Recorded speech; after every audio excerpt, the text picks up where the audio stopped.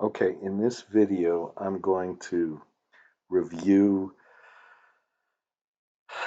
analysis of solar power and project financing of solar power and renewable energy. I'm going to try to do it now. I've had a number of different videos about this, but I realize, sometimes I don't just basically go through how do we compute the levelized cost? How do we get the capacity factor or the yield?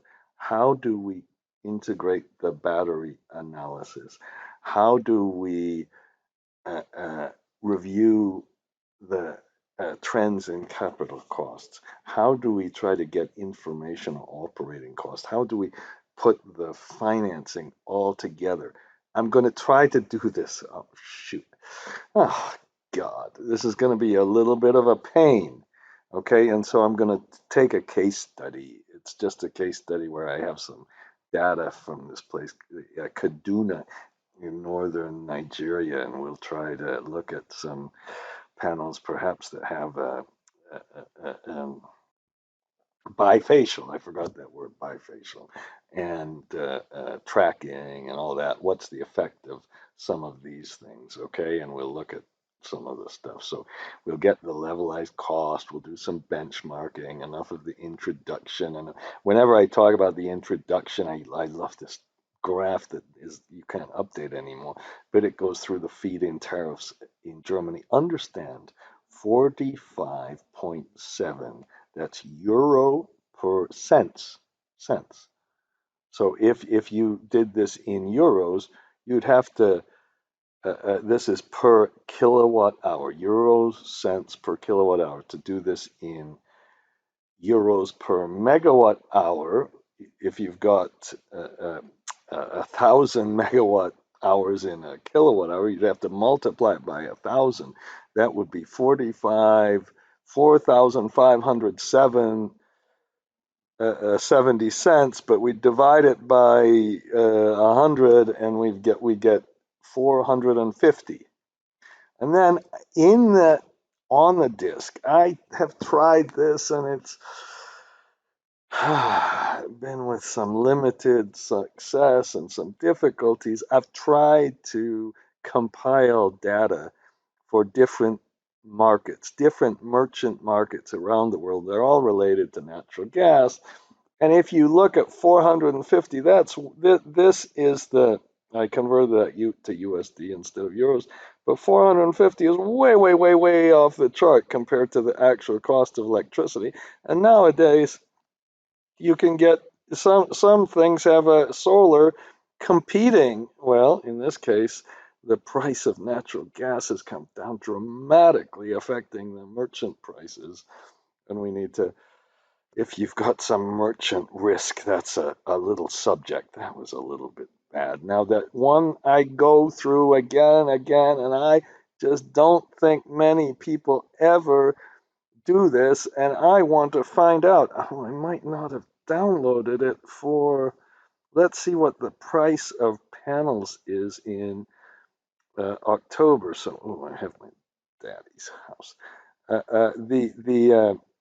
If you ask for those resources, and if you go to chapter 1, I try to put all this stuff about how I download data and different downloading technique. There are different downloading techniques for different kind of things. So the real revolution and the real reason for or one of the biggest reasons for this decline is this cost of solar panels. And I am so sad. I think the last time I did this, oh no, I did get it in September. So let's get it for October. And what I do is I just download this stuff and stick it in another sheet somewhere. Okay. And if you want this, if you get it from the website, I can't upload it every single month from the website. That's just such a pain. So if you get my disk, I do try to upload this, and maybe I'll have to upload it soon. So what you do is you press this thing for Get PV Insights. You might actually have to put a little password in because they put a password. But the good news is you can get the cost of these panels, okay? And uh, so now it's going to download these. Right. Oops. What was that? Okay. And I'm going to pause for a minute. Come on. Okay, after you press this thing to get the insights, you press this one called Format New Read. And what it does is it goes through and puts all the data from the sheets into a column. That was a little bit of a pain. I had to kind of make a date and then get it over to the date with some match and index things, I think. And here's what's really happened. The price of the panels kept coming down, down, down. It hit the bottom right here in July, and now it's crept up just a tiny little bit. But the cost of a panel in USD, the cost of a panel in USD, I've talked about this way too much, and you get the current cost. The cost of a polysilicon, not a thin film, is down to 170. And then you can look at the graph, and that graph should say what the very last date is. And if you convert it from cost USD per watt to kilowatt, you get the average cost of 170 per watt. That's dramatic. And then you have to figure out, well, why in the heck, sorry about that. Why in the heck see the little uptick here when this price here in 2015, when I started downloading, it was 600. And then my friend from Rabobank gave me this thing, and it used to be about 2,000. This is per euros or something. Okay, but you can see the unbelievable revolutionary decline in the cost, and you can even see the fact that polysilicon has driven that, and that polysilicon, I hope I kept doing that. It looks like there's been a little uptick in the price of polysilicon, which at one time was really, really high. Do I have the peak in 2008? I don't think I have that. So we can, oops, just a minute. This is getting slow. Well, whatever. I don't seem to have somewhere I have it going back to 2008. So I'm going to save this file because that's, at least I got the one for October now. The price seems to be, well, it's kind of stabilizing a little bit, but the polysilicon price has been going up just a little bit apparently. Okay, so that's a little background. Now, and then the next thing I do, I try to collect real data. Now, this is old. This is a project that I looked at in Mexico when the module cost was higher, and maybe there's a little bit of transport cost in it. And so that they have an inverter cost, and that's come down as well. And then they have the balance of the system, which is putting the racks in there and the wires and all that stuff. And then they have to pay for some installation. So this panel cost, in this case, it's more than doubled. And sometimes it might even be, well, if you look at these absurd costs of the domestic or residential homes or commercial rooftops, sometimes it gets a little higher. That's because there's a lot of marketing costs in here. This is a cost in just basically a year or so ago, where this is a cost in the Caribbean. Of course, people don't monitor it maybe as well, and they had an EPC price of whatever 1,500, and then an acquisition fee, which is like another premium of double the panel costs. And then they had some more development costs, and finally they get the budget of 2,300. That's the way I think about it. And they had some debt service reserve account and get 2,400. Okay, and this is another one I compared it to. I don't know where that one was. I can't remember. Okay, so here is the deal. One, if you just have a few different parameters, you can compute what drives the cost of solar power, and you can understand why the cost has been so dramatic. It's driven by the capital expenditures, the O&M, and the capacity factor. It's a great way to start thinking about this. And if you ever, it just drives me kind of crazy. If you ever say, I'm going to go to one of these books, I'm going to go to one of these studies, I'm going to go to the internet to find the levelized cost without doing it yourself. Oh my gosh, you can't do that. Okay, so the first thing we're going to do is just going to go through this. Now, what I have is from the class, I kind of have a completed version, but I think it's worth working through this. So we have a summary of the solar costs, and I added some wind and offshore, and I have some hydro and everything else. And as soon as we get the capital cost, we've got to do some battery analysis. Now, what I'm going to do here, I'll do a little bit of Excel in this one, okay?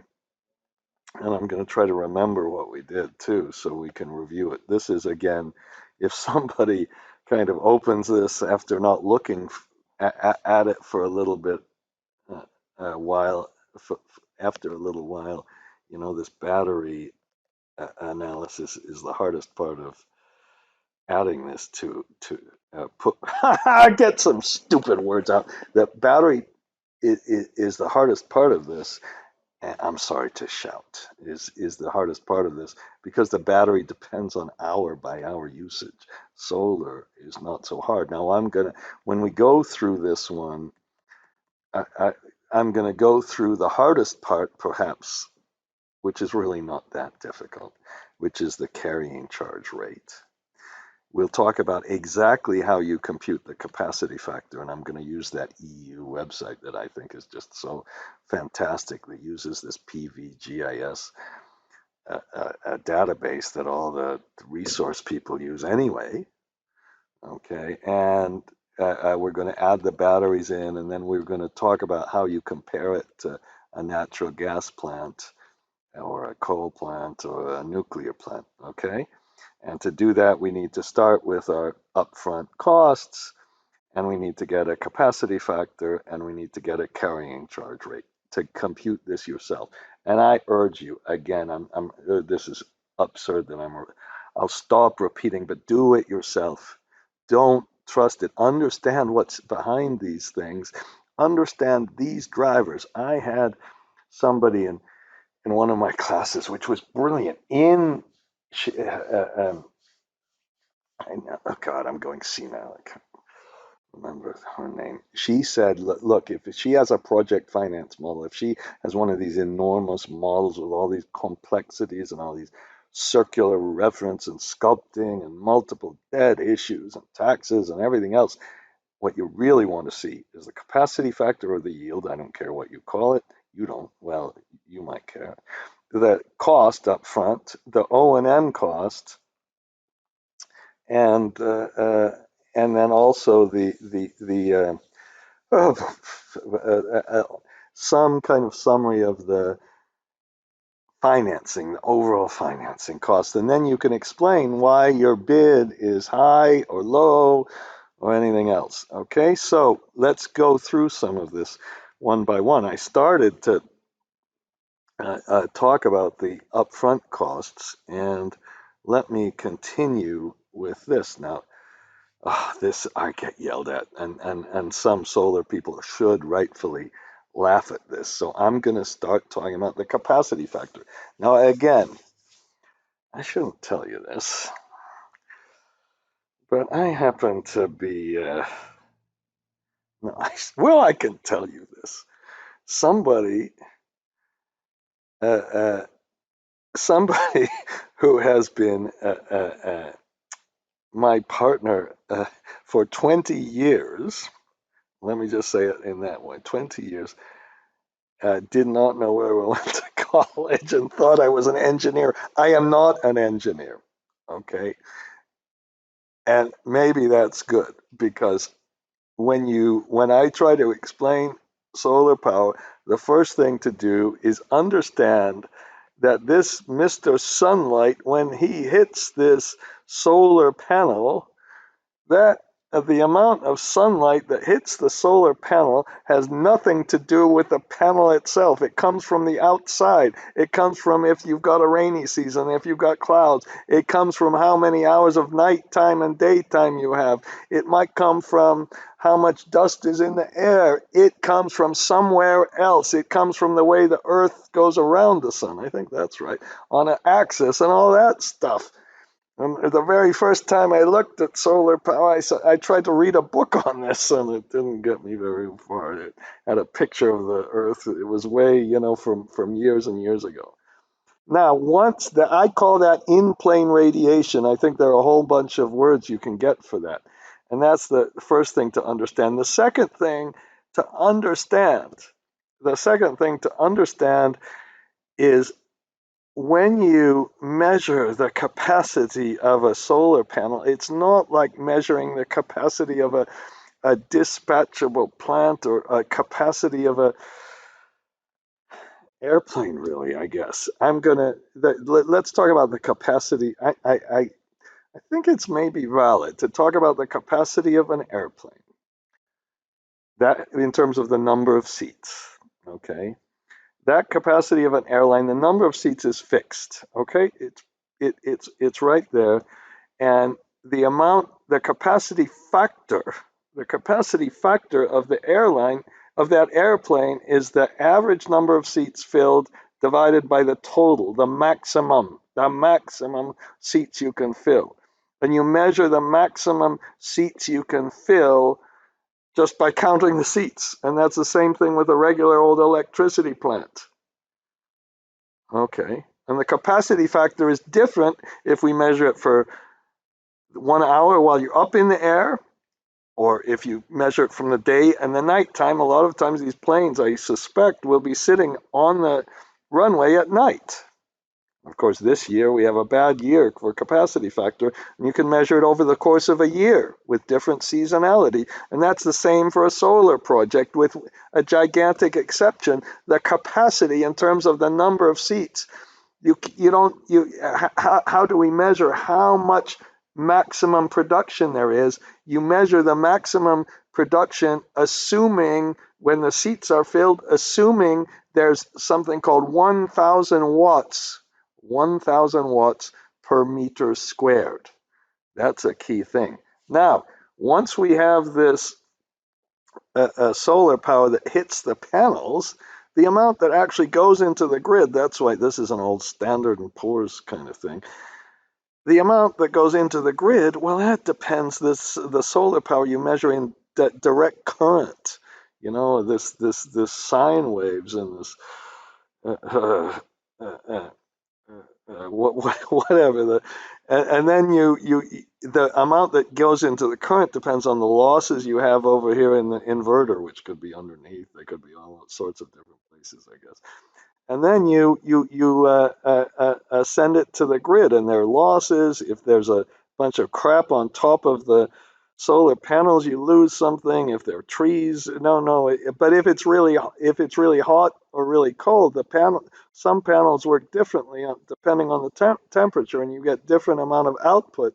Anything that depends on the way you get the solar panels is in this performance ratio. So instead of just saying, PR, performance ratio, like, I'm not an engineer, I just try to understand what it is. It's all the stuff that depends on not the amount of sunlight that hits it, but on the radiation itself.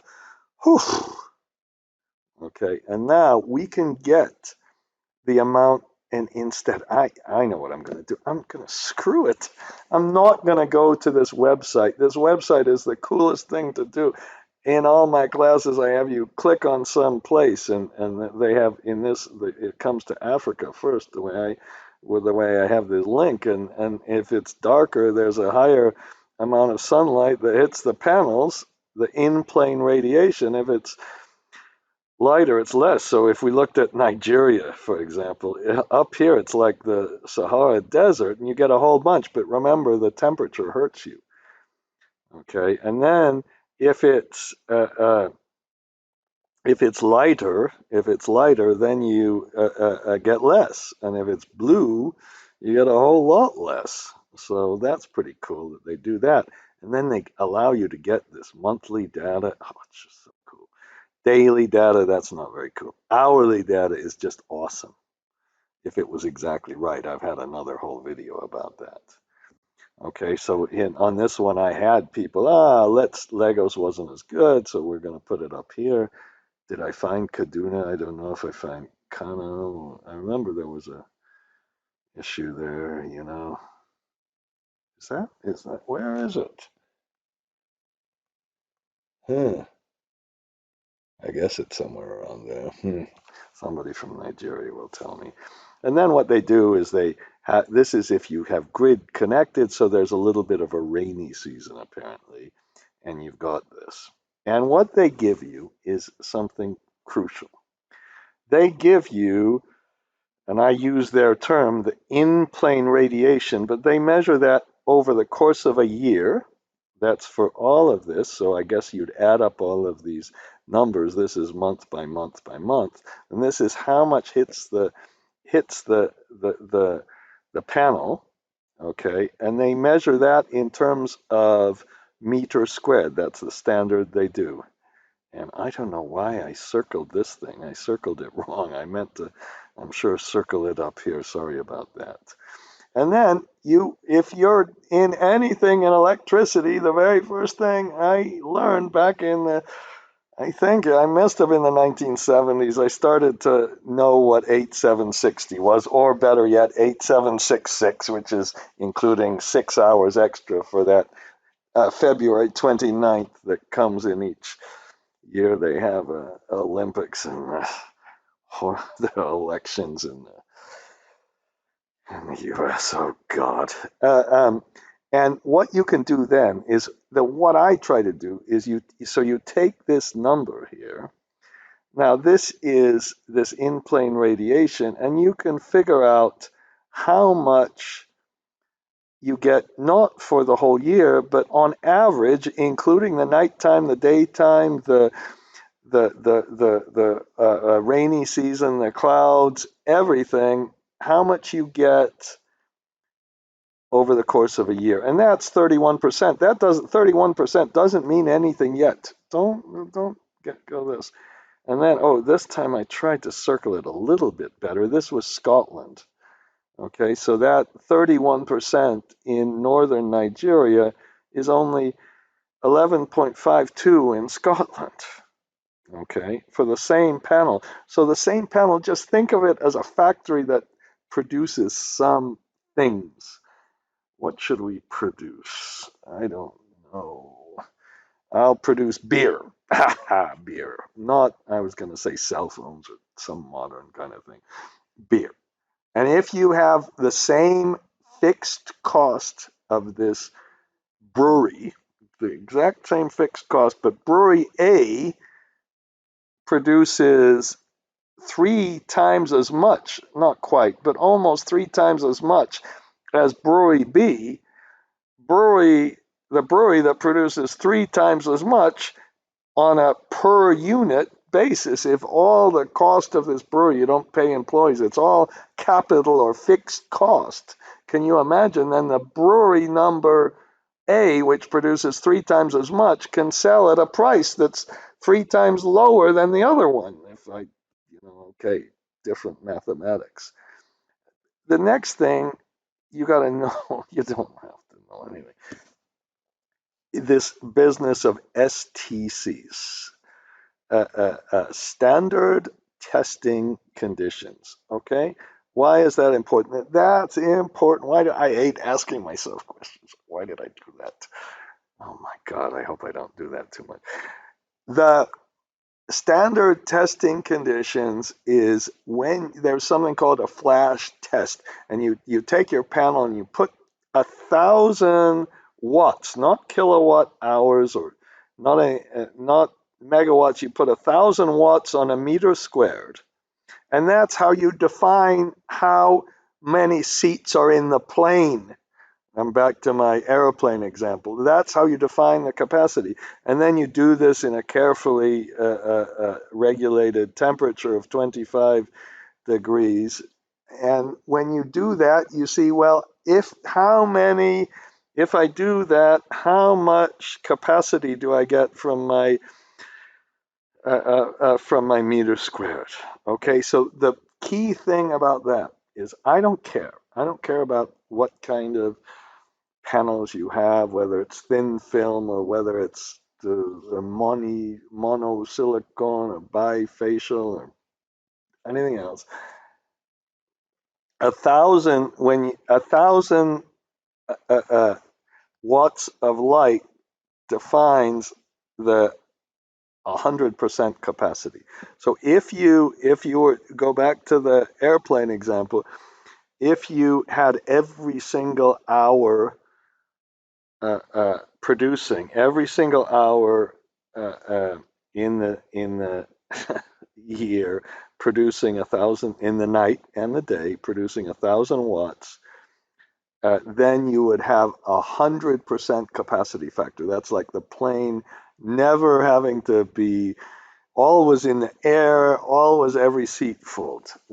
Okay, of course there's no such thing. It's nowhere close. Okay, uh, but that's how we define capacity. So up here, when you have this number, this key number that I couldn't circle properly, this key number of 2780, when we divide that over 8760, we get the average amount that's produced in an hour, and I didn't show you that. Okay, and that divided by 1,000 watts, but this is kilowatts, so it's 1 kilowatt. That gives you on average how much you produce. So this 31.7, I'm going to make up a name for this. Now, other people don't name it this. I'm going to call it in-plane yield or in-plane capacity factor. Now, you could call this 2780, you can call this kilowatt hours divided by kilowatts at the peak. You could also call, that's the yield. The yield, kWh divided by kW of capacity. kWh divided by kW, forget the kWp, gives you H. It gives you hours. Again, not an engineer, but you need to, if you can just divide things like that, it helps, okay? So, uh, uh, here, did I do this? I think I did this. I put this 1,000 watts and all that to get the amount you put in. Now we're unfortunately we're not finished with this because then and what this thing does, and then I think you should trust this next thing a little bit less. It says the PV of the energy production, which if you take this divided by this, you get this performance ratio. And again, the performance ratio says take the actual amount of electricity you produce relative to the amount of electricity you would get if you had no losses, no anything else. So the performance ratio takes account of all the stuff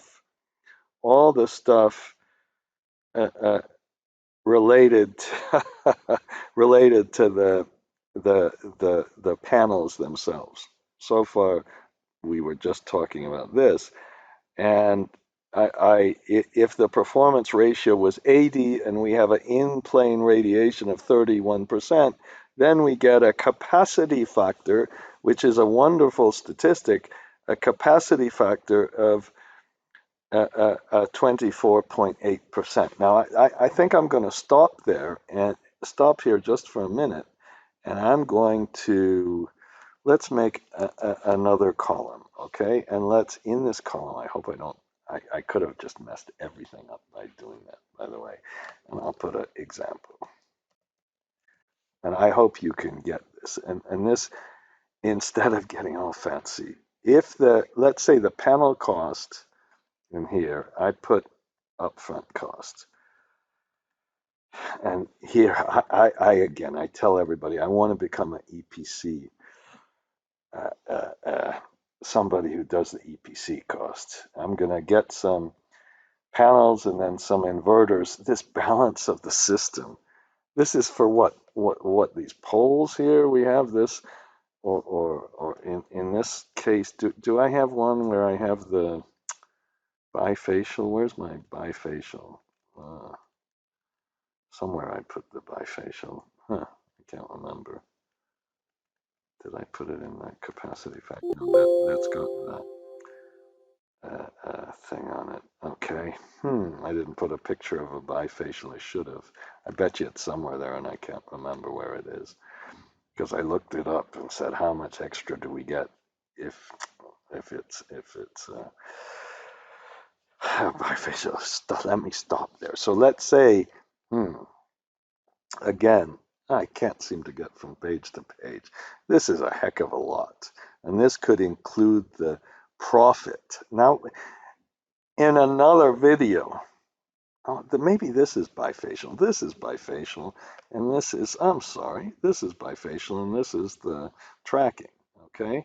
So here's what I want to do. Maybe I'm getting a little bit senile. I want to become a tracker.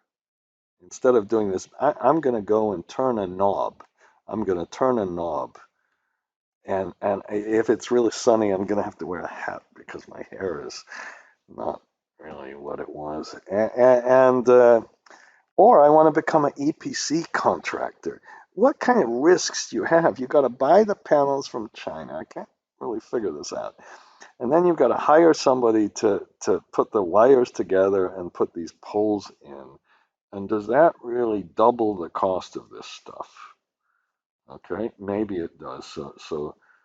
Or more, in this case, more than double it. That's really the big question, I think. I do not understand. I understand why an EPC contractor would need a profit for getting big cost overruns on some really complicated stuff. Building a road, building a hospital, building a big thermal plant, building a nuclear plant. My God, but solar, do you really need the same kind of profits? For now it's happening, and even wind is, of course, much more complicated, and now all the EPC contractors will be all pissed off at me. So what? I don't really care about anything anymore. Okay, so I'm going to put this cost. I'm going to put. I'm going to just to make it different. Let's put this down to 200. Okay, so let's. No, I'll put 370. It's got to be a little different. Okay, and then we have a 562 cost per kilowatt. Okay, that's the first thing we do. And then I put this in rupiah, and I put a little thing here. So every time I do this, I used a range name, okay? And then shift, oops, okay. And I don't have my generic macros open, so what? Then I'm just going to put the fixed costs in here, but I'm going to pause for just a second. Okay, I had said give me a minute, and I was wrong. Now, I'm going to talk about O&M expenses, and really what I'm going to do is discuss the levelized cost of electricity and give you a little bit of a different perspective than I've given in the past. First, when I went, so if I go to a mall, here's what I tried to do in this page. I put some other crap at the bottom of this page. I if you have a financial model, I want to see at least three things at the top for a solar model. Cost per KWP. KWP, because that's the benchmark that's used. Capacity factor or yield, who cares? The yield divided by 8,760 is the capacity factor, and the O&M per KW or even per KWH. And I go around and I look in these models, and I've taken some excerpts, and they don't show any of these things. Oh God, I got to calm down. In your models, why would you not show the driver? So I had to go through and look at these models, find the find the income statement here, find the KWP, or this is KWDC, okay. Take the O&M expense divided by this, and I get here for this, it's a large ground-mounted project for 14.54. I think that's pretty high. And then you look at the cost, and this particular one had a cost without a markup of 213, a hard cost only of 167. The 167 was 865. I think this was a project in 2019, I think. And so the total cost without the development fee was less than 1,000. Okay, with the development fee, a big development fee. If I take this development fee, oops, let's do this one as a percentage of this one. It's 20. It's almost 30%. Oh my God! And if this was a U.S. project, it would have qualified. That would have been argued to qualify for the investment tax credit. Okay, and then in here I put some things you might stress, like the degradation and the replacement cost of the inverter, which again, that seems pretty high. Now, here's what I'm going to do in just a minute. I'm going to put all of this stuff in the LCOE analysis. And when I showed you this video just before, this has been a few days or maybe a week since I've done the first part. Okay, and then I have some other O&M stuff. How much is the escalation in the O&M? How much? What's the P50 versus P90? I tried to. These are the things to take out. And then I have another one where, oh God, I put some examples of some summaries of O&M expenses here as well. This one, the O&M cost, I didn't even put it up here. Here's the O&M cost per KW. It was really, really high. So, on this O&M per KW dash year, okay, that's the way, I think, the relevant way to compute this. It doesn't, the O&M doesn't, it's a fixed O&M cost. Why can't I get this? It's a fixed O&M cost. It's not a variable cost. What in the heck's going on here? Okay. All right. Now, let's make some adjustments for inflation, and let's incorporate a few of these things. Now, I said, okay, LCOE should be extremely easy to compute, and I'm getting a little overdone on. I'm gonna go a little bit overboard on this case. All right, now let's first we'll put in the life of the project, and then we'll put a degradation rate. Now, the O&M, the O&M cost, the levelized cost, excuse me. If I compute levelized cost, if I can get to this page, O&M page, okay, levelized cost is the one way to compute the levelized cost is to take the net present value of the revenues or the costs divided by the net present value of the generation. Now, if there's degradation, the generation goes down. So if, for example, you have, in this case, I put 0.5% degradation, could make it much more, okay? If you, I'm just going to compute it for a 30-year case here. Let's say we have 100 and we just hold that flat, Shift Control R, okay? And then we have degradation, and we start with this, and then we say, okay, I'm gonna multiply this, make a little factor for the generation, and I'm gonna multiply this by 1 plus our degradation factor. That's how it kind of goes down over time. If I could put this with my silly thing, okay? And then now if I compute the in this case, if I compute the levelized cost, the levelized cost is not 100. The levelized cost depends on the cost of capital, and it's the net present value at a discount rate, which 10% is way too high, of course. And then we take that and we take the NPV at the 10%, and we take that of the come on. We take the NPV of the generation, and that NPV, the generation, oh God, I of course screwed up. I'm going to put it a minus degradation. Now that's not necessarily and so right now we have less generation, so we have less things in the numerator than the denominator and all that. Okay, and then if we take this and divide it, we, instead of getting 100 that we're spending, because we're dividing it by a smaller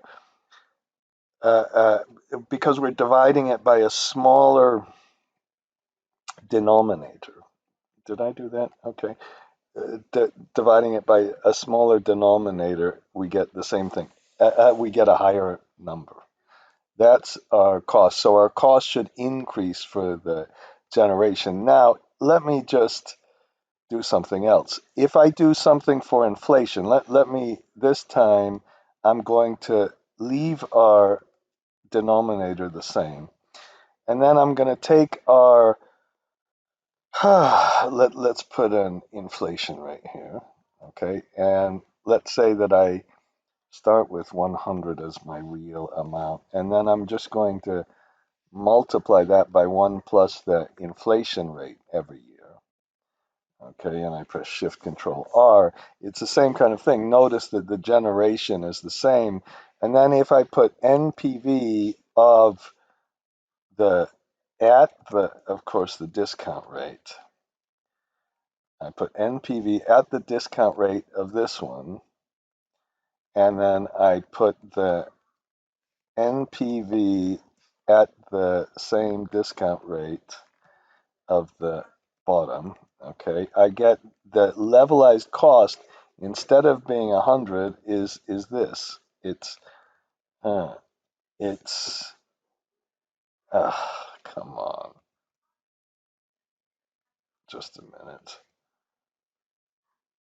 Oh, I didn't increase it over time, did I? I made the critical error of not pressing the F4. Why didn't you tell me that? Well, you can't tell me that if you're watching a video. So the actual nominal NPV is 121 now instead of 100. And here I want to make a point. And the point that I want to make is you can compute LCOE on a real basis or on a nominal basis. If you compute NPV on a nominal basis, you use the nominal discount rate. And you have to include things like inflation in the O&M cost. Now, if I wanted to get that same number, I could put payment. I could first compute the real cost of capital as 1 plus the nominal cost of capital divided by 1 plus the inflation rate minus 1. Okay, and then I could put equal PMT of the nominal rate. And when I put the nominal rate, I'm going to do it over 30 years and put minus 1. And then I can put PMT and you do the same thing, but use the real rate and use the 30 years and put minus 1. And I get another factor. And then I take this divided by that, and I get a number 121, and 121 times the 100 gives you the right amount. So I can do this, and I can do the same thing. Essentially, I'm going to do the same thing. I'm going to recognize, and you can have a little bit of stupid little argument with me, but I'm going to include the degradation as something like an inflation. The degradation inflates the cost because if you have a zero 0.5, if you're losing zero 0.5 of the generation per year, essentially what you'd have to do is increase the cost per kilowatt by zero 0.5 that covers the lowest, the lower, you have the same fixed cost divided by the amount of the generation. So I'm going to give you this file, I'm going to delete this, and instead, what I'm going to do, and what I've kind of changed a little bit here, and I hate doing this really in a class because it kind of detracts from the simplicity of some of the LCOE and the key points. But this time I'm going to put the degradation, an inflation rate, a nominal cost of capital, and that nominal cost of capital, the nominal cost, and I'm going to include this, the nominal cost of capital should be, where should I put this? Uh, this is going to be the pre-tax IRR to get equity.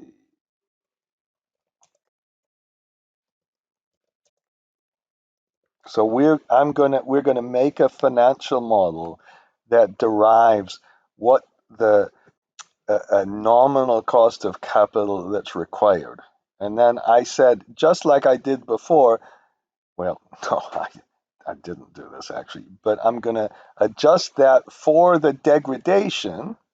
This is the 1 divided by the 1 plus the nominal divided by 1 plus the degradation minus 1. It's like inflation, and I can do it also for inflation, just like I did before. You'll get this file, of course.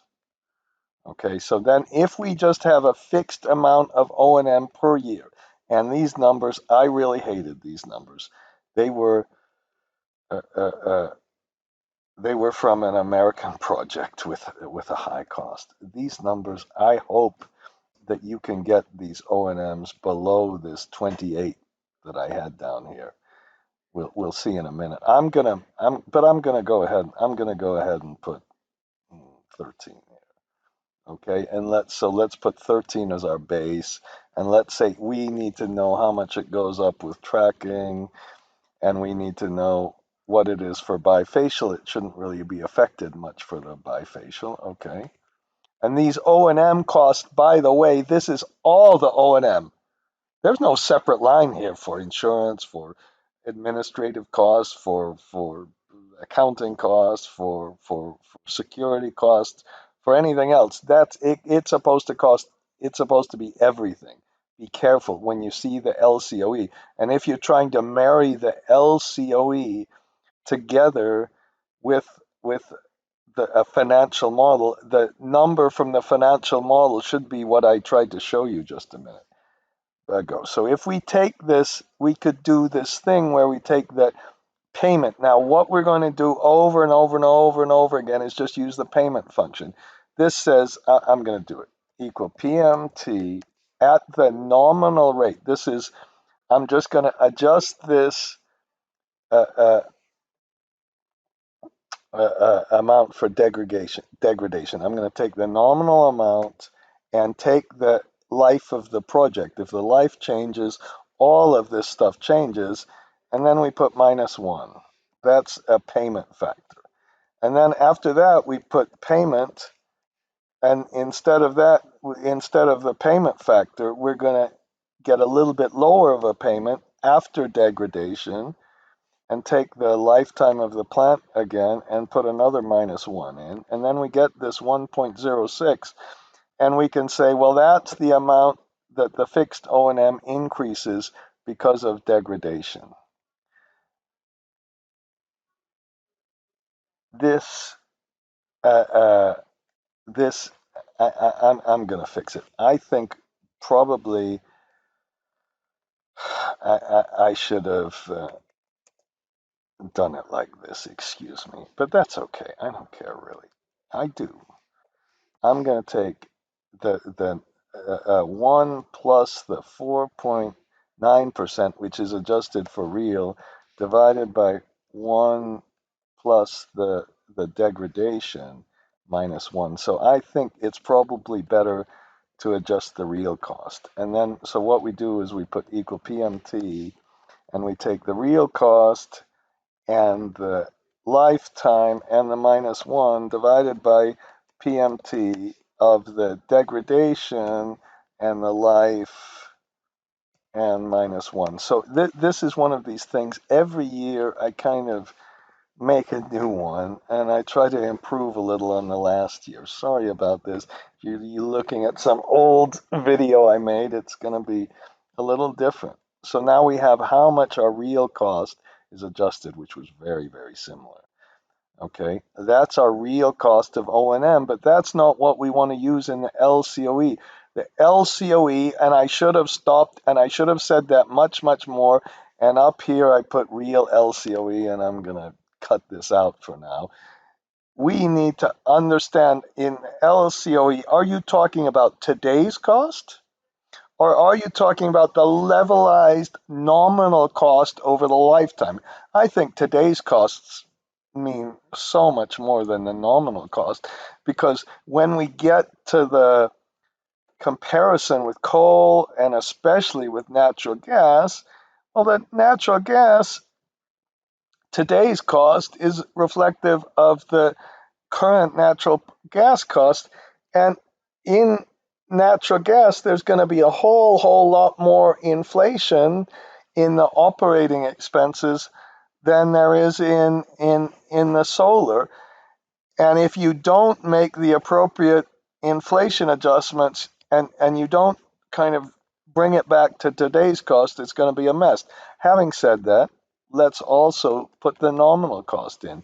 Now, the nominal O&M cost over the lifetime of the project, again, what you could do is take the PMT of the nominal rate, and then you put in the 30. And if you don't use this PMT formula a whole lot, and to make examples and then you put the real rate in, then I don't know what to say. You don't have to use it, but it's really good. I keep saying this lady, I can't remember who she was, really, in New York. She said, why don't these young people know how to use this PMT function to demonstrate to customers what's going on?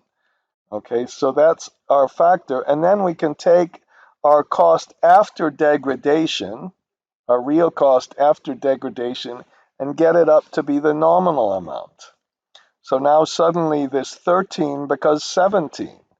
So when you're computing this LCOE, you should be a little careful. And then we have this replacement of the inverter. And I put these high costs in, and the real question, this could come up in batteries too, because in batteries, you might, instead of wanting to compute the LCOE over 15 years or 10 years or 20 years, whatever you think the battery is, that lifetime is going to be different than the lifetime of the solar. We could either compute the LCOE of the inverters and the batteries over the lifetime of them, or we could incorporate them and add a replacement cost. Now, in this example, I had a 25 inverter. When I looked at this financial model down here, they told me the inverters cost 40 or 100, and that might be nominal or real. So I'm going to assume right now that the replacement cost of the inverter, and let's put it in real terms. Okay. And I'm going to put this amount. You can argue me. And then you put the year of the replacement of the inverter. Okay. And then let's get the levelized real cost. Now this time, let's remember what the formula for levelized cost is. Now I've got other videos and things. It's the NPV of the generation divided by the NPV of the amount. Now I can't remember in 20 years using this PV formula, but it actually helps. If I first put the PV, not the NPV formula, and I use this time, since it's real, I'm going to use the real cost of capital. Okay. I said levelized real cost. That's what we're trying to do. So we use the real discount rate, and then we use 15 years, and then you don't put a payment in, and you put -1 for that's the future, minus 40 for the future value. Okay, and that's the PV. And then you can put PV. I didn't really know you could do this, and we'll take the same real rate, and this time we'll compute it over the 30 years, and this time you'll put a -1. And what that does is it just uh, uh, levelizes it out. And if you get really, really, really precise, you'd say, no, no, no, we have to make our little adjustment for the 1.06 time. So this is, the formula is too long. I can't make it. You could multiply this by, uh, uh, uh, uh, let's put adjusted for degradation. Fine. Okay, and if you control D, whoops, why didn't control D work? Oh, I have some other crap in there.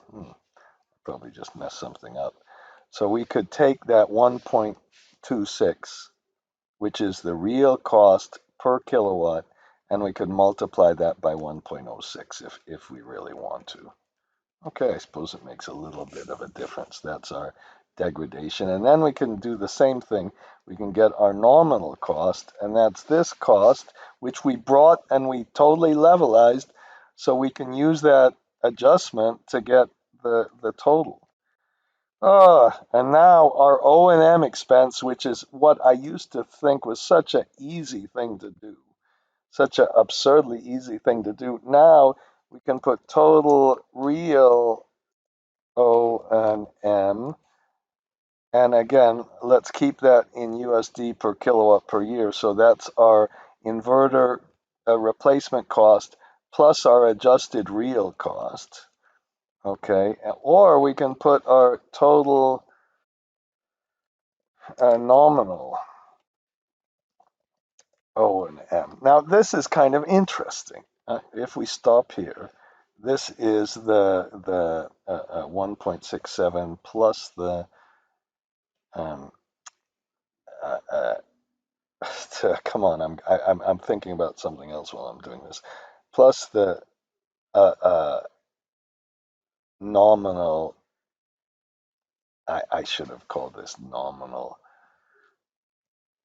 levelized O&M. Okay, and when we get our total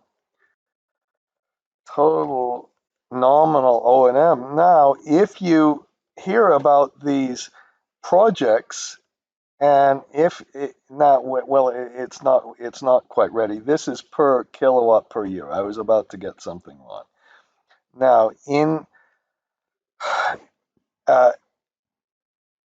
I can't exactly remember what I did in the first video. This is really, really, really embarrassing. But what we should do is take the uh, uh,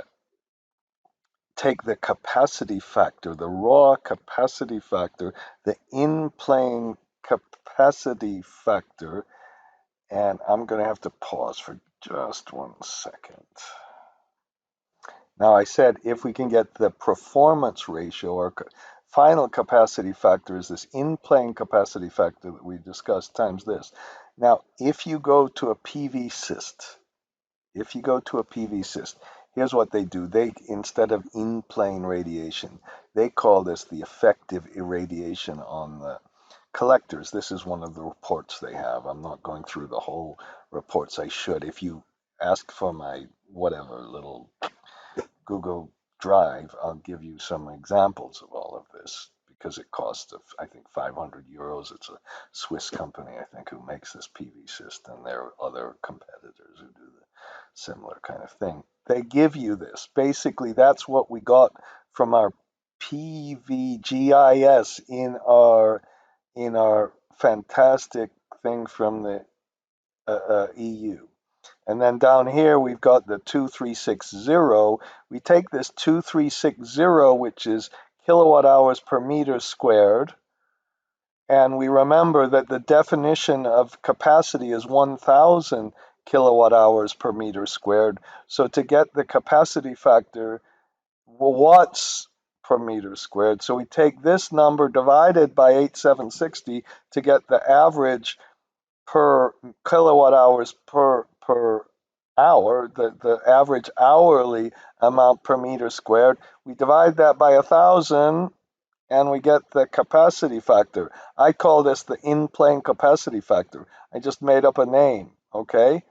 And then you go and they make some adjustments, and at the end of the day, this was a 612 kWp. That's the capacity, kWp, not MWDC or kWp, and they gave the energy injected to the grid. So you take this energy injected to the grid in megawatt hours, divided by 8760 to get the average megawatt hour per hour. It's a little number. Multiply it by 1,000 to get the kilowatts, and you can then get the capacity factor. You can even get the yield. The yield is this divided by that, okay? Or no, this the average hourly divided by that. So the yield is this, and the final capacity factor, I said that in a crappy way, is 21.86. Somewhere I've got this example. And that performance ratio in that case was 81%. And you can then go through, and they have these wonderful diagrams, and it always shows you that the biggest cause of this performance ratio being different, being less than 100%, the biggest reason is always the temperature, except if it's really cold, I guess. And then you've got all these losses and crap on the array and the efficiency difference and the sizing of the whatever and the shading. I had to look this one up on the internet. Okay, here's the loss factor from the soiling up here. So they start with this one. They should really start with this. They adjusted it 2224, but really what you want to do is start with this one plus the global incident. That's the one you want to start with. They don't even show you that, and they don't show you what the performance ratio really is. So that's the performance ratio. Okay, and this one had a effective capacity factor of 21.86. Why don't we put that in? Okay, I'm gonna do that. All right, now once you have this capacity factor, and I think these came from a red sheet, so this is where we kind of did this. We made this. We got this from this website.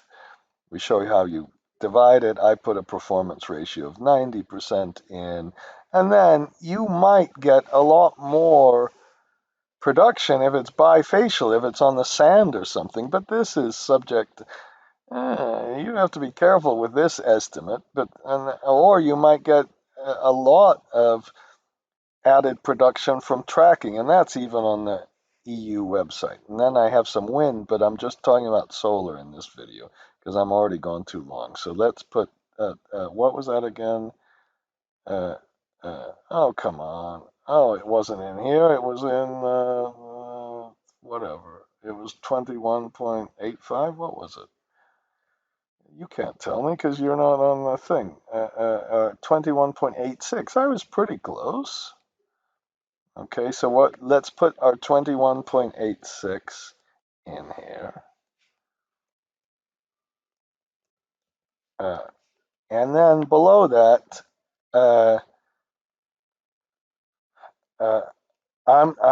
this was for a battery. So let's shift alternate right arrow this one. Okay, so we can even put the hours at full capacity. You don't really have to. Okay, now the O&M cost, if we want the O&M cost, yes, we do. I want that one. If the hours at full capacity are just 8760 or 8766, whatever you use, multiplied by the capacity factor. Okay? And then we can say, well, what is our O&M cost? And let's do this first put the real, and then let's put the nominal O&M cost, okay? And let's restate this, and this is really the big trick in doing all this kind of analysis, just converting from a megawatt to a kilowatt to an hour to a year to an hour. So we've got how many hours it's running at full capacity. And this is the this is benchmark. This USD per kW is benchmarked to the same capacity. So we divide that by the hours, and then we get a really little number. And that's because that's the O&M per kilowatt hour, and then we multiply it by 1,000 to get the same thing in per megawatt hour. Now, let's do this. So let's take the nominal divided by the hours. So we convert a year to an hour. We divide it by the hours we're running the plant. I should be able to explain that better, but that's again our widget, our factory. If it's all a fixed cost and you divide it over a bigger base, it's like spreading jam over toast or something. It's just not very big, and then you multiply that by 1,000, and then you get this. Now, just to give you a perspective, this is about if you would let's do something else. Why not? We'll put the O&M real and nominal, and then we'll, just so we get totally comfortable with these things, let's put US cents per kWh, US cents. And again, the reason we're using US is because that's the typical benchmark. Oh, hello, Mario. I can't answer you right now. I'm making a video. We take this and we divide it by, we said, okay, well, if this is costing us 8.09 cents per megawatt hour, it's going to cost less by 1,000 to get it into kilowatt hours. And that's how many USD it takes per kilowatt hour. But then we got to multiply it to get it into cents from USD. We got to multiply it. So that's the cents. But I'm getting 1 cent per kilowatt hour only for the O&M cost. And when you hear about these, now with a higher capacity factor, it's a little bit lower. But when you hear about these things, there's no way in when you hear about these projects with a cost that's really, really low, that O&M cost has to be lower. What I am hoping is that you can get, maybe let's look at this one. Let's put the O&M cost down to be 7. And let's put the inverter cost. Now, of course, what I should be doing is pressing Control-Alt-C, and I've got B here, and we've got a title here. Now, I've got Eddie did this in gray, and I think that's a better way to do it. And I certainly don't want a sum column. Okay, so let's, did I do the right amount? Oh, of course not.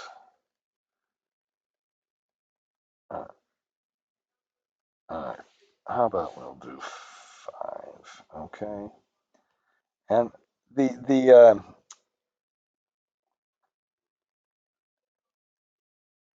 okay, finally. So these are the inputs. I just wanted to be very clear.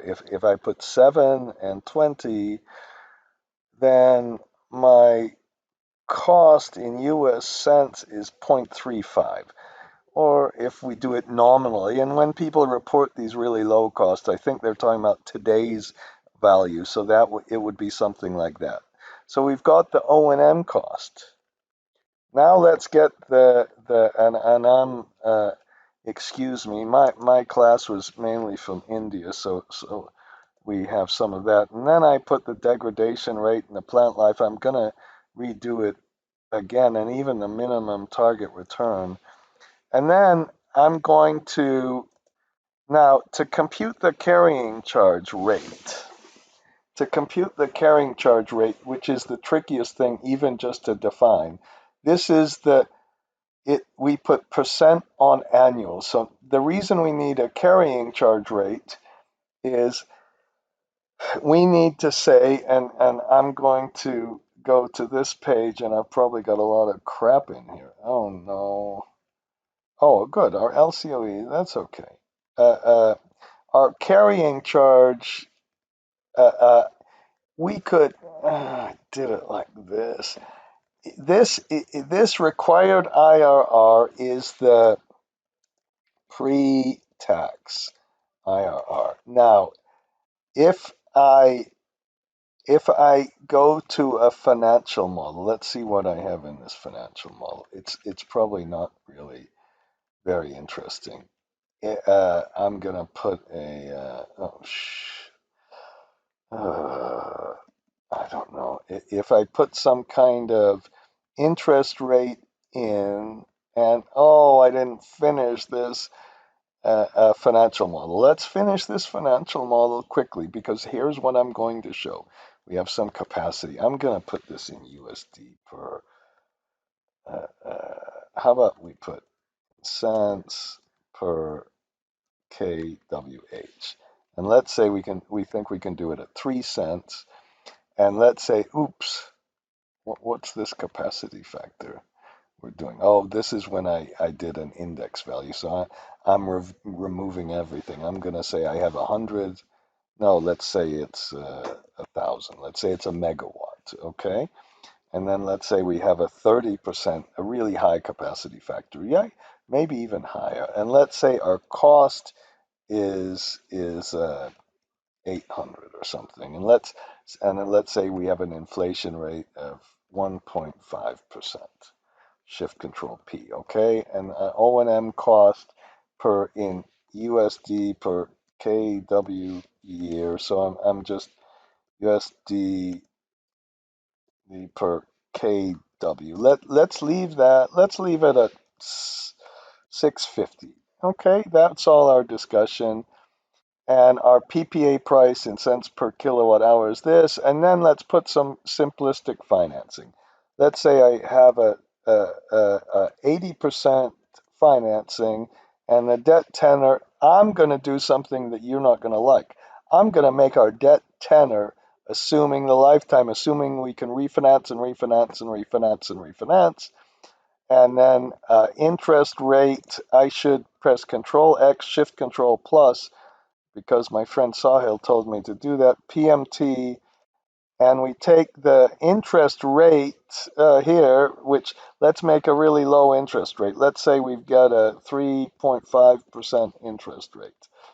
And then we can put a PMT, and after we put a PMT, we put our interest rate, we put our net period, and then we put a -1. This is just the payment we have. It's 5.44% on every USD of debt.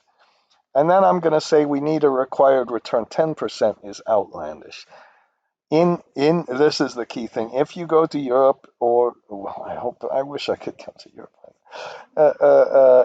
That rate is somewhere around 5 or 6%. I'm going to put 5.5%. That's for a mature project, perhaps. And I put the real return there because I put an inflation rate somewhere. Now, what we'd start with our physical operations, and I hope we go to 30 years.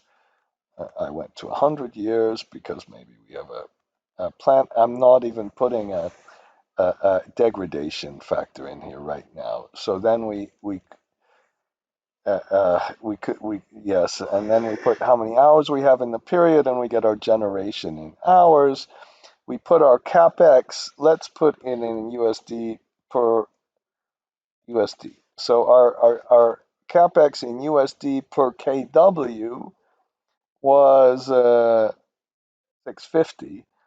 You know, somebody, I think, and then our total, we better put this is USD per kW, and then I have 1,000 kW.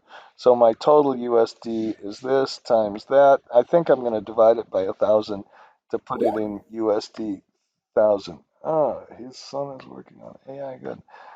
And then now, then Uh, okay, that's nominal. We're going to put our uh, where's our O&M cost? Oh, come on. O&M cost. What is this?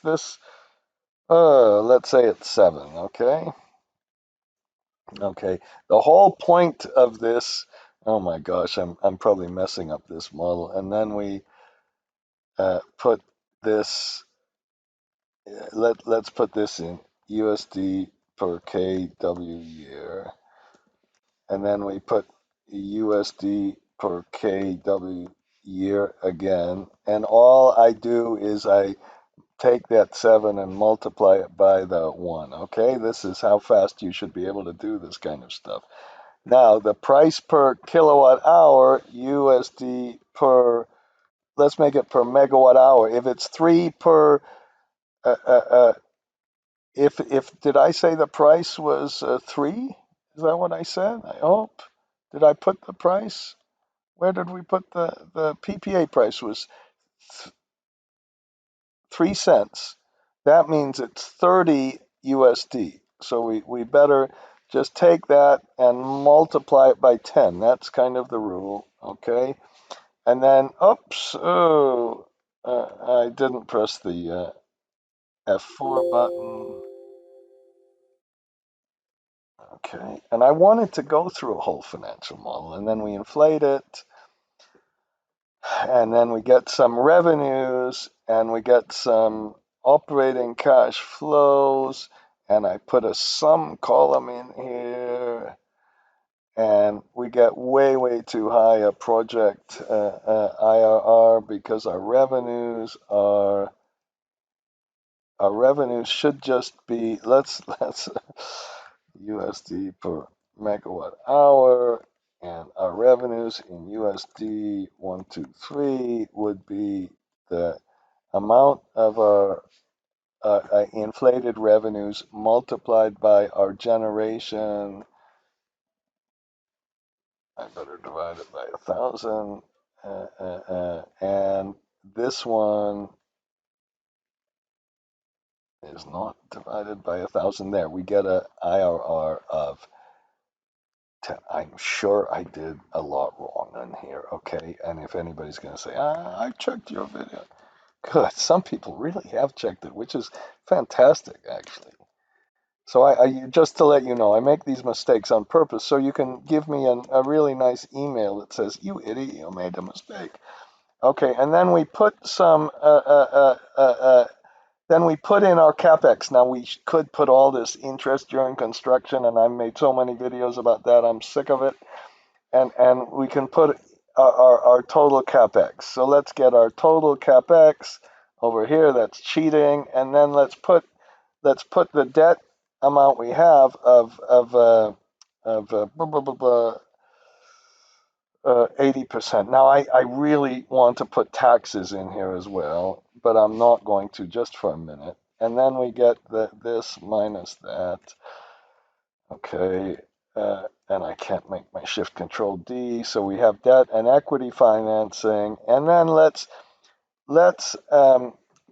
put a on the debt balance. Let's start with our whoops, I closing balance.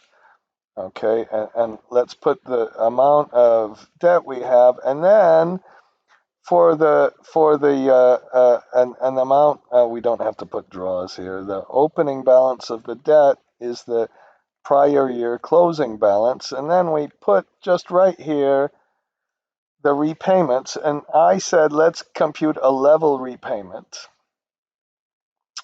And I'm wondering if I made a mistake by putting in inflation here, but whatever. It would be better to make it a sculpted repayment, but we'll just keep going. And then let's put some interest. And the whole idea of this thing, well, I have two ideas now. Is one to show you how fast you can really create a financial model. Okay, and let's take our a payment. How about let's put another driver here, and let's make all our drivers kind of be the same width. Okay, and once you put that in, you can multiply it by the debt. So that's our, that's wrong. That's our total payment. And I should have put that up here. Okay, let me, and total payment. It's almost easier sometimes to just do the sculpting. And the total payment, let's move these up here. Okay, and let's just make the total payment, press F4, and let's multiply that over the operating period. Okay, and then let's go down here, and our repayments are the total payment minus the interest, and the interest is just down here. And and I put this in the wrong place. Okay, this closing balance will start over here. The opening balance is equal to the closing balance. We have already counted for the draws. The closing balance is the opening balance minus the repayments. And the interest on the opening balance is just here. Oops, F4. And we can go all the way out, and we should have just stopped it here. And luckily something did stop. Why did my total payment stop? That's fantastic. And then we get our closing balance, and then we're here. Now let's compute, very good. Let's compute right now before taxes. This is without taxes. That's our net cash flows are the amount of operating cash flow we had minus the repayment and minus the interest, which is the same, of course, as the debt service. Okay, and now we're finally getting to the point, and the equity we invest is a minus on the equity contribution, and our earned IRR is now 42%. Oh my gosh, because we had such a high project IRR. Now, what we can do is we can then say, no, no, no, no, no, no, no, no, no, no, no. Now let's get the uh, uh, let's get the project IRR that we need to get in order to get our target IRR. So put NPV at target IRR. And then what I would do here, so first get the target IRR, and we said, okay, we're going to be satisfied with uh, uh, a 5.5% IRR. And we compute the NPV, and you don't, it's much better to use the NPV when you're doing this kind of goal seek that I'm about to do. Okay, and we're going to then make that equal to 0 by changing the up here the PPA price. Okay, so where's our PPA price? This 3. Okay, and since we might do that again now, of course, what we should have done is, first, actually, I'm going to delete this crap down here. Okay, what we should have done is name these ranges. Well, I'll name it now. I'll put NPV 1 or something, and I'll put up here, I'll call this, hopefully I don't have this, I'll call this PPA price. Okay, and then what we do is we just go and start recording a macro. I'm going to leave it macro 1, data, what if analysis, goal seek, set the NPV to 0 by changing the PPA price, which is, where is there's the PPA price. Okay, and then what I should do is after you stop the macro, you should go, and why don't we do it? We'll go to the developer tab, we'll go to macros, always change it to this workbook, and we'll edit this, and it always puts these little things right at the top, and we want to set the NPV underscore 1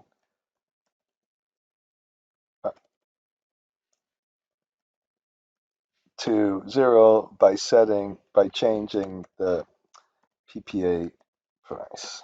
Okay, and after we do that, we can then uh, make a little button somewhere. Okay, let's make our little button wherever you want to make it. Okay, and we can assign it. And all I'm trying to show you really here now, if we change the debt things and all that, the thing I'm trying to show you, it has nothing too much to do with making. That's how fast you can make a model. I wanted to show you how fast you can make a model, but this project IRR is the key, and that's a nominal project IRR. And if we would change, so if this is, I just had a session with really good friends of mine in Nigeria. They were just wonderful. But here, the cost of debt for them won't be 3.5, it'll be 10%. And maybe this will be 70%, and I'm not going to change the tenor, which I should change. Let's change it to 65%. And then if we rerun this macro, now the project IRR you need is 8.23%. It's dramatically different. And that has a dramatic effect. That's project IRR, which is pre-tax and pre-financing. And I'm not putting the taxes in yet. If this is a US project, the taxes are negative because of all those enormous tax subsidies that go to the accountants and the rich companies and all that. Sorry about saying that. I'm going to get in trouble. I'm going to get in jail or something. But let's put this back to 3%. And let's put this back to 80%. Okay. And we don't even have sculpting. And then, so we get this. Oh, what happened? Oh, that was 3.5. I better put 3.5%. Okay. That's how fast you can do it. And that pre-tax project IRR, that's the nominal IRR, not even the real one. Okay, so what was that? 4.04. I'm going to put 4.5%. So for this nominal cost here, I'm going to put 4.5%. Now, we have to be careful. We put 1.5% inflation in our things here. Okay, and now when we do all of that, first of all, the O&M doesn't change all that much. The O&M cost is over here. And whoops, no, this was the O&M. Where was the O&M cost in cents per kilowatt hour? And now, the carrying charge. Let me get the carrying charge. Now, if this works, I'll be shocked. If we go to this financial model, where was this? This financial model. And now I'm going to put in 0 as the inflation rate, just for now, for a minute. Now that's going to be bad, because if I put 0 in the inflation rate, then the project IRR you need, and the inflation is all tricky. Oh, it didn't change by much. That's good. And the operating cash flow we needed in order to fund the investment was this much. And what we can do is take this divided by the minus of this. It's like the EBITDA, and you can get a 5.7% rate. Now that's so. Let me put that down here. This is called the carrying charge.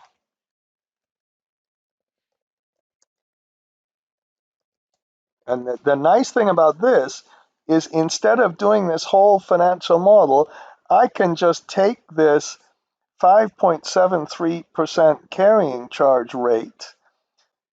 I'm making things so confusing. Oh my God, I should be killed for this.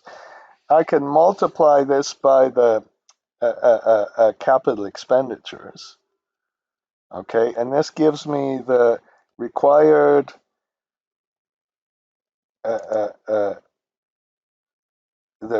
recovery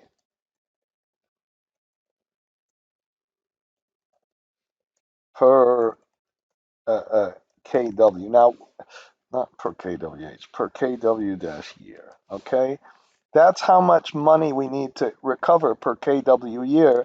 And then if I want to make this per kilowatt hour, I didn't spell it right.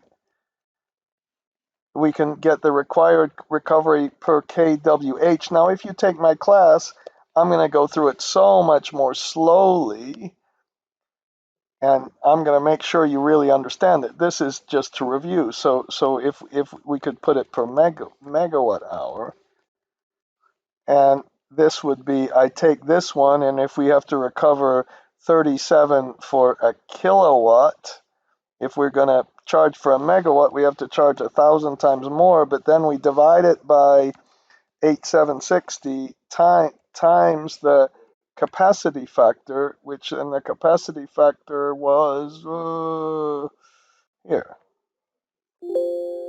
Okay, and that's how much we have to recover of our capital cost if we can keep our capital cost low, and then the total recovery is then this amount. We have to plus the O&M per kilowatt hour, but I'm going to do it twice. The O&M per kWh per MWH. How's that? We take our 7 per kilowatt hour, and then what we have to do is we have to multiply that by 1,000, just like we did for the other one, and divide it by the 8760 times the capacity factor, just like we did before. I'm going through this a little bit fast because I've done it so much. And that's 7 is much lower than we had before. And we had a higher capacity factor. Maybe that's why I'm getting a lower thing. And then we have the total LCOE of this amount. And what I'm trying to say is that depends on this carrying charge. We can get it now to 1.683 if we have 7 USD for the O&M. I guess if we had that other one and the O&M cost was 28, then our LCOE is obviously higher. Okay, not too bad still. Okay, and that's now. So here's what we need. This is the theme, and again, I'm going to try it. We did this whole thing and put financing in, and what we need to get the LCOE is we need to get this flat amount. Now we're going to make this in real terms and in nominal terms, just like we did before. Okay, but we need the project pre-tax IRR. If we put taxes down there, we go blah, blah, blah. We got to increase this to get the IRR, the equity IRR to adjust for taxes. In this case, we need the project pre-tax IRR. And so the whole thing was really to try to get that. Oh. And then we can compute this carrying charge, PMT. It's just like before. And I'm going to put this as our nominal carrying charge. And once we have this, okay, we put the PMT. This gives you a flat nominal rate. And then we go up to our nominal cost of capital, which I said was 4.5, and then we put it over, we levelize that over 30 years, because what we're doing is we're converting a flat rate to we're computing the total cost, and we're switching that over, okay? And that gives us a carrying charge rate. Oops, I'm going to delete these for now, because we can compute them later. It gives us a nominal carrying charge of 6.14%. Okay, now just remember, all you need to do is use the payment here, you need to, if you're getting real precise, you should use the payment function over here and the payment function over here and the PV function. Just get used to this. Don't make some big gigantic model. Get used to that and understand what kind of return you're talking about. It was a little confusing because I made it confusing. Now, if we let's also put the real carrying charge, because we're going to, and when I say real, what I'm saying is compute the today's today's value. And then what we do is, instead of using this rate, we use the real cost of capital, and then we put 30, and then we put -1. Okay, and that gives us our real carrying charge. That's what you need to understand. You don't need to go through fancy formulas. You just need a few PMTs, and you know how to do this over compute it over 1,000, multiply by 1,000, divide by 8,760 times the capacity factor. So let's put the capital uh, uh, cost in. Now, this is kind of bad. You've already got the capital cost, but I'm going to put this in USD per KW, not per KW year. And we got the USD per K. I put different capital costs up here.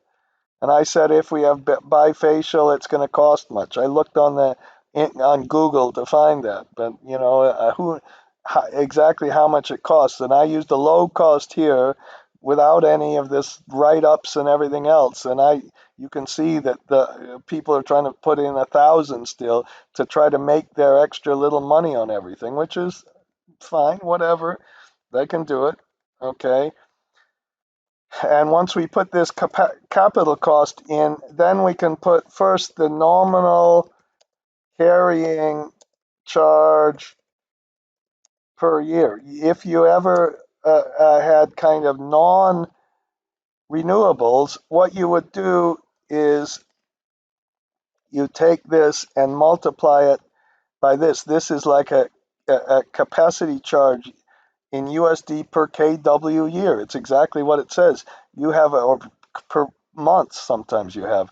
That's our amount. And then let's do the same thing over here, and let's put real carrying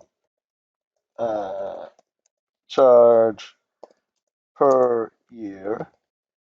And let's put that in USD per KW year. And then we just take that same number and instead we multiply it by the real real carrying charge factor. Okay, and then we do something like this, and then we say, okay, well, let's, oh, come on. Okay, and I'm going to take this in rupiah all out of here. Okay, now let's get, instead of the carrying charge, let's do the same things, but instead of doing this per year, let's do it per megawatt hour. So you take this number, multiply it by 1,000, because you're going to have to charge people 1,000 times more for a megawatt than a kilowatt. But then you divide it by 876. I like to use 66 for those leap years, but I don't care. We'll just IDC it. And we put in the capacity factor, which is a big deal. Okay, and then you get 15 here. Now this is kind of interesting, which is the cost per megawatt hour and the cost of the O&M. Think about a solar panel you're going to put on your rooftop. How much O&M do you really have? You're going to sit that on your rooftop. Maybe somebody's going to come around once a year, inspect it a little bit. Maybe you got to clean it up, clean the leaves off or something.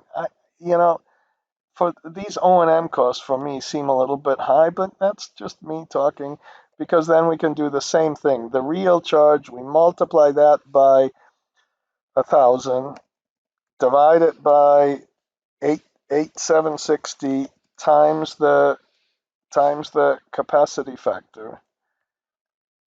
Where is that? Okay. And then you only get 1.2. So in real terms, and now we're ready to finish. Now in the next video, I'm gonna include something about batteries, okay? But for now, I'm just gonna make the LCOE. And the LCOE in USD per megawatt hour is, let's put LCOE, today's real cost. And then let's put nominal cost over life. Now, again, this to me is an irrelevant one. The down here, the real cost, that's what's on your electric bill.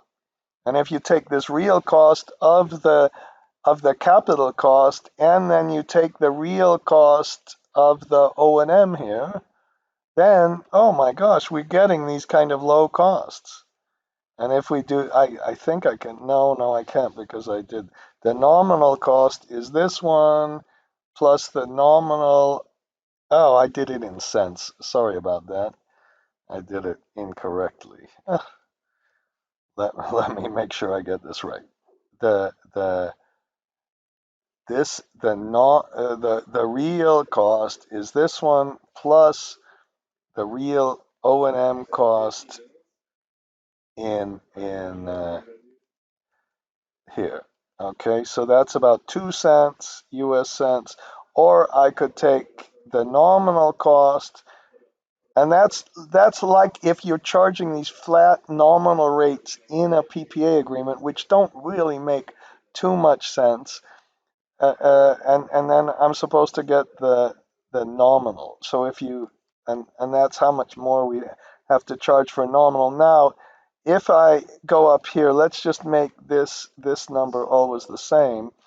If this was, in let's say this project IRR needs to be 9% to cover much higher costs, okay?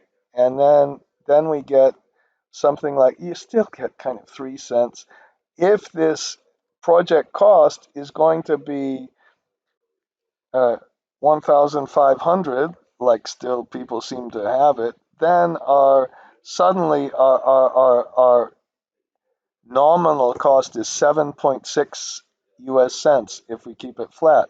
And then if you have these absurdly high 28 kind of O&M costs, then our cost has to be almost 10 US cents. You can see the drivers. And if the capacity factor is something like in Paris of only 12%, then we need a really, really high cost. If you can see the drivers, we could make all sorts of analysis on that. I'm going to undo all of these. Okay, and now I hope you can get it. And a big deal, let's just review that this nominal cost of capital, that's in a project finance model. That's the project IRR, the nominal project IRR. Okay, and once you use PMT and all this, you can make the conversions. Now that's LCOE. I'm going to do one more thing before I stop. One little thing. I'm going to go to the natural gas plant, and maybe the plant costs 8.5. Now, what seemed to happen here is I have to see Alt. If I unhide these, I think you can press row unhide, Alt row unhide, and what seemed to have happened. And where is my, shoot, I've got too much crap here. Oh no. On the O&M, let's just look at the O&M. I'm going to add a couple of lines. For natural gas, the fascinating thing about natural gas And I think I showed you the Germany prices at the beginning. I don't think I went through the natural gas. But if you go to the website, and I know nobody downloads these ever, and if you go to the commodity price, what you can do is you can just, I love this. I did this with a class ages and ages and ages ago in Singapore. I remember. And I remember there's a really nice guy who he just wanted to learn macros. And so we made these macros to read all this files in. And then when we read this in, what we did is we just went to this uh, hmm, monthly prices. This is this pink sheet. These are nominal prices all the way back to 1960. And you just make a little macro here that reads these in. I've made this in many other things. But if we right now look at oil and let's look at natural gas first in Japan, okay? The LNG in Japan. And let's go way back. Okay, and maybe I should go even further back. Now, when you see this, you notice the red line is the LNG for Japan, the blue line's the oil price. The oil price went way down with the pandemic and all that, and seems to have come up to about 40. The LNG price is lagged. The LNG price is the lag. The LNG price comes after the oil price changes. And it's almost a perfect correlation, except here. Hmm, what's happening here? Now, if you look at the gas price in the US, the gas price in the US used to have kind of a correlation, and then they got all this fracking and shale gas and all this controversy. And then the oil price came down, and then the gas price has been, right now, the latest gas price is 1.62, at least the latest one that I downloaded, which is pretty close. Now that's all fine, whatever. Everybody knows that. The European gas price is the interesting one. That used to be kind of like LNG in Japan, and then it came rocketing down. And right now it's 1.75. It's just near the US. Oh, how cool is that? Or bad is that? Because when you're comparing solar to natural gas, the simplest way to interpret this LCOE is to say our solar power can just be an energy reducer. We'll say we still need natural gas as backup for when it's cloudy and at nighttime. We still need the capital cost of the natural gas, but the variable O&M and the fuel price is what we need. Now, if the gas price was up here at 8, look at this, just a little while ago it was at 8, or up here it was at whatever, 12, then the true economics of our solar on our LCOE changed dramatically. And I'm not trying to be anti or pro anything or anything else, but if we go down here and put gas costs, so I started to insert things, I'm going to get rid of this, per MMBTU, and let's put USD per MMBTU. Now, if that's, let's say that that's let's say that that's 3.5. Okay, that the real problem is this, and then that, so that's pretty high. Now, if, or because if the gas price, how can somebody ask me this brilliant question? How can there not be arbitrage to Japan? How can that Asia gas price stay high? And they're right. There's no way it can stay high. And the reason the European gas price came down is all this politics. It's wonderful. The Nord Stream project, Putin versus Trump. Oh my God, all this stuff. And then we put a heat rate. And the heat rate we don't have to go into in details, but we can express this in MMBTU per MWH, not per kWh. And that might be 6.7 or something for a good combined cycle plant. You know, it's not exactly what you hear as the quote. And then the gas cost per MWH, USD per MWH is something like this, okay? And then, so it's something like 23, all right? And then we also have a variable O&M cost per MWH. Now, I don't know what to do. Why don't we do this? I hope I don't have anything bad when I go up here. Lazard, I hate to do this. LCOE, what is it? There, maybe this one. I hope this is the latest one. Okay. And then if you go down here, I better accept the cookies, huh? And then you go down here and you put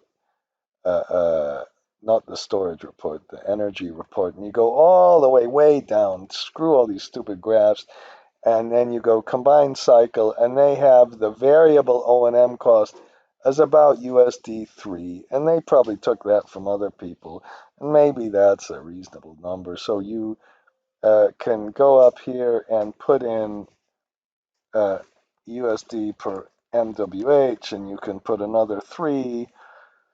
Let's put 3.5. Okay.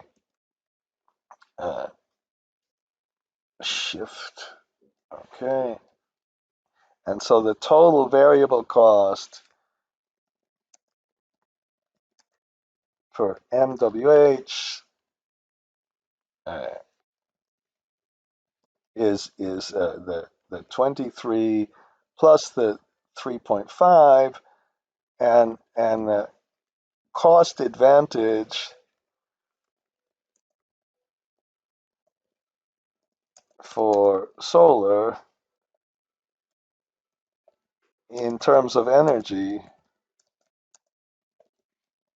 is this is now we're not giving solar. You can argue it can reduce some of the need for natural gas capacity, and you can go all the way, but we should put the real cost, because that gas is in real terms for it's not in nominal terms. There's no capacity value. It's today's gas price. So, oops, did I do it backwards? This is this minus this, okay? Minus the real cost. That's the way, if you just want to say, okay, I'm using solar to reduce my natural gas, that's how much it's saving. And again, let's get really aggressive. If we couldn't spread the cost down, I got to delete these things here. I'm sorry, I'm going back and forth. Yeah, that 480, that's a very aggressive cost. I'm deleting these no, I'm hiding these battery things, because we're going to do that in the next video, which is the next part of the review of the class. Okay, and then if I can replace my inverter for 20, let's do that one. And if I can get my capital cost down to 7, because I'm not going to waste money and add in all these things. And if I can get my capacity factor up to 30% with biphase, let's put 28. That's really aggressive, all of that stuff. Then my cost advantage over gas is pretty good. If I take this divided by the total cost of natural gas, I got a 50% cost advantage relative just only on an energy basis. Now,